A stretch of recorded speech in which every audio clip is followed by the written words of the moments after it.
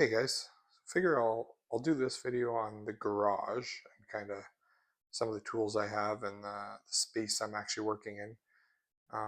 More to show you don't really need a huge shop or a two-car garage or anything crazy to really do some of the bigger jobs on any car really.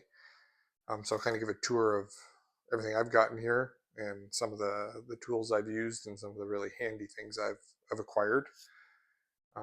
Obviously not really tools here, but I do have some original dealer posters I was able to scoop on eBay, which look pretty cool. I wish, obviously this isn't my forever home here, but whenever I do get the next house, bigger garage, it would be nice to have painted walls and, you know, a little more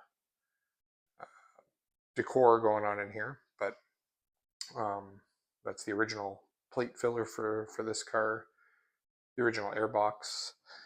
I was able to find a couple of these on eBay. Obviously not the Pontiac one here, but these are from St. Therese, Quebec plant that actually built these cars. These are some of the hats they had in their employee swag shop, I guess one of the guys was telling me, so it's pretty cool to find those on eBay. Got that as part of a collector's edition package. I thought it was cool to have. And this came with my last of the breed kit, so kind of neat to have that. TV, obviously, requirement. Kind of got everything run down with the battery tender out of the way so nobody trips on anything. And that's all power sourced off of here. Typical garbage and recycling and all that jazz was kind of the power center for all the lights and obvious Trans Am sign that's required there. I do try to keep the car tucked over a little bit to the right. Obviously we're into spring, summer now, so I'm using the car. So I do try to tuck it a little more this way just to give myself more room to get the little lady's Jeep out and people in and out of here, just a little more space to get out the door. When I do store it, I tend to have it pretty close to the wall, so it's really tucked out of the way and we have quite a bit more room. But there is quite a bit of space here. If I center the car to do any real bigger jobs, it's definitely good space for a single car garage. On this side, just a Trans Am kind of banner, and then the window sticker and build sheet and ASC stuff I thought was too cool not to post up. Down on this corner, I keep the creeper and oil change buckets and all that kind of stuff. This one's just garbage bags and normal house stuff. I'm not sure if you guys would be interested in any of this, but this is quite a bit of original dealer literature and books and magazines, stuff I've collected over the years, as well as wrong year, but it was a really good deal. So I have a 99 full service manual set and another copy of the window sticker. Some of my daughter's ducks and toys she no longer wants to play with, along with a model of my car and a couple of kit cars and Camaros and stuff that she used to play with and she doesn't want to throw out but doesn't want in her toy bin, so I keep them. Moving along to here, it's kind of my wife's oil and my oil and any future maintenance stuff I kind of keep here, along with fluids and sprays and stuff like that. That's the original seat bottom where I have the car seat for her in this car. I've picked up a cloth seat out of a V6 car, so I wouldn't really wreck the bottom with the car seat. So this one's like mint condition. I've just kept it in a bag here, along with my wife's snow tires. Toolbox, pretty obvious to what's going to be in there. One pretty handy thing that I do have, I don't know, again, if you guys would want to see a video on this, is the VCX Nano. It does come preloaded with some Chinese software, but essentially it lets you emulate the Tech 2, which is the original GM software for those cars. So essentially, if you're hooked up to the car, which just uses that pass-through device, you pretty much have a full functional Tech 2 system. Any kind of scanning, ABS, SRS, instrument panel, any data list, pretty much any info you want is here.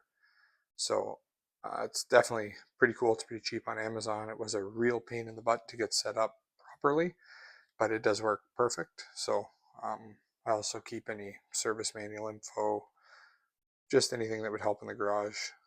If I'm doing something, can look something up, just kind of a cheapy laptop. Big thing is it's the interface for the Nano. But moving on down here, we do have QuickJack pump, which QuickJacks are just down there.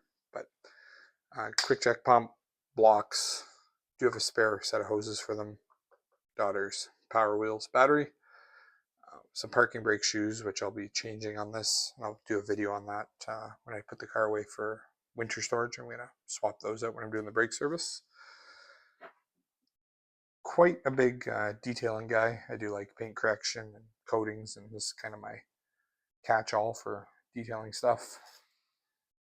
Rags are in those buckets, some gloves, and then kind of some original shifter, pressure washer, car wash stuff kind of down this bin here. This section is kind of my jack lifting kind of things I've tried to organize here. So I have the stands. I did most of the work on this car without the use of the QuickJacks. I just got these recently. These are the 5000 TL units. I wish I got these sooner. These things are absolutely fantastic. Super easy to set up on the 4th gen.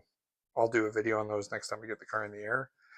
But everything just stores nicely right here, along with my grease guns and kind of other servicey type things.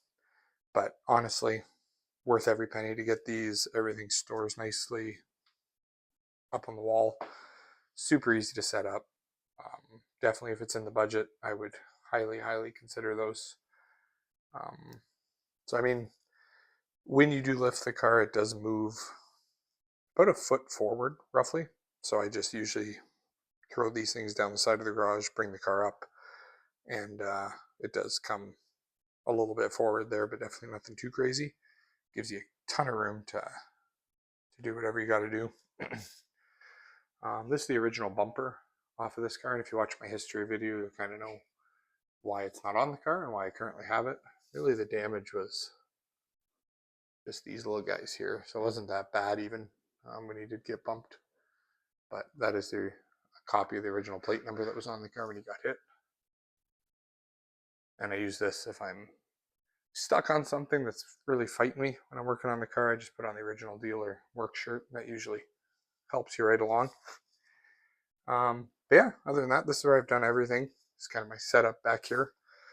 I am lucky enough to have this walkthrough, which is nice when you're, like when I was doing the struts and everything, kind of got room to get away from the car and work on something over here.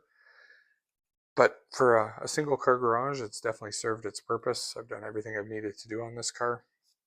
Like I said, eventually a double car garage would be nice, but definitely not a requirement. You can make the most of what you got. It's just trying to keep everything organized and out of the way, and everything has a home.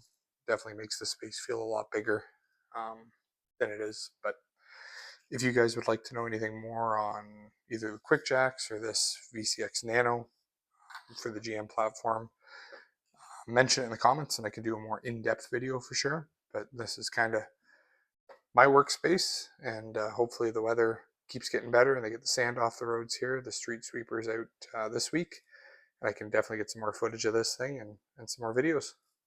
Take care, guys.